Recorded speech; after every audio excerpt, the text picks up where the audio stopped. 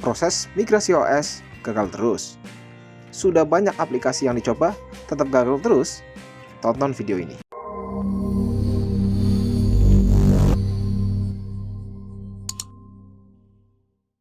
Halo guys, assalamualaikum warahmatullahi wabarakatuh. Kembali lagi di video saya.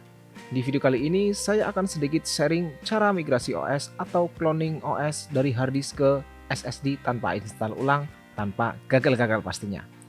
Jadi kemarin ceritanya saya mencoba migrasi OS dari harddisk ke SSD, tapi gagal terus. Pakai Minitool Partition Wizard gagal, pakai Asus gagal, pakai Macrium Reflect juga gagal. Dan akhirnya saya nemu aplikasi yang prosesnya berjalan lancar tanpa gagal, yaitu ini teman-teman ya, Aomei Backupper ya. Nah, tidak bermaksud mengecilkan beberapa aplikasi yang sudah saya sebut tadi ya, tapi memang kenyataannya di laptop saya itu nggak bisa, jadi gagal terus prosesnya. Padahal saya sudah ikuti step by stepnya seperti pada kebanyakan video-video tutorial. Dan sebenarnya saya juga tidak ada niatan sih bikin video ini karena tutorialnya itu sudah banyak sekali. Tapi siapa tahu ada yang nasib laptopnya sama seperti punya saya, selalu gagal migrasi OS pakai aplikasi-aplikasi yang sudah saya sebut tadi. Oke, tanpa berlama-lama kita masuk ke tutorialnya teman-teman ya. Jadi di aplikasi Aomei Backupper Professional ini, setelah kita buka ya, pastinya sebelum kita buka kalian sudah download dulu ya, dan pastikan juga versinya yang profesional ya, bukan yang trial ya. Jadi yang profesional ya. Jika kita sudah buka aplikasinya, di sini kita masuk ke menu clone di sini ya. Nah, kemudian di sini kalian pilih yang sistem clone.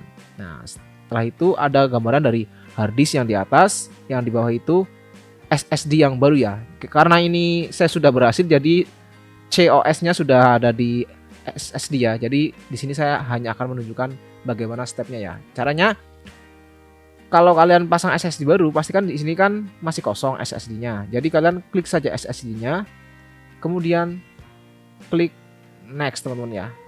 Oh, karena ini OS-nya sudah di SSD, jadi nggak bisa diklik ya. Jadi contohnya misalkan kita balik ya, ini dari SSD ke harddisk ya, harddisk yang di atas. Jadi kita klik harddisknya. Bentar. Nah, kemudian kita pilih next. Nah, di sini ada peringatan, kita oke saja. Nah, di sini ada tampilan seperti ini. Kita centang di sini teman-teman yang SSD Element apa nih ya? Bahasanya apa? Ini kita centang saja yang bagian ini. Kemudian kita pilih Start Clone. Nanti akan muncul tampilan presentase loadingnya teman-teman ya. Contohnya seperti ini. Kalian tunggu saja sampai selesai. Lama tidaknya tergantung dari besaran data yang ada di OS kalian teman-teman ya.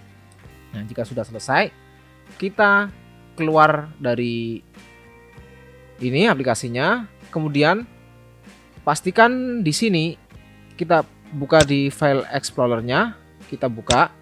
Nah, di sini biasanya yang harddisk yang lama masih ada logo Windows-nya. Kemudian yang SSD yang baru di sini biasanya itu mempunyai data yang sama persis, karena emang dari aplikasi tadi itu mengcopy atau mengcloning dari harddisk ke SSD. Nah, gimana caranya memindahkan OS-nya agar bootingnya dari harddisk ke SSD ya? Caranya kita setel di menu BIOS-nya teman-teman ya, menu BIOS laptop kalian ya. Kita keluar, kemudian kita pilih saja restart komputer di sini ya, restart laptopnya.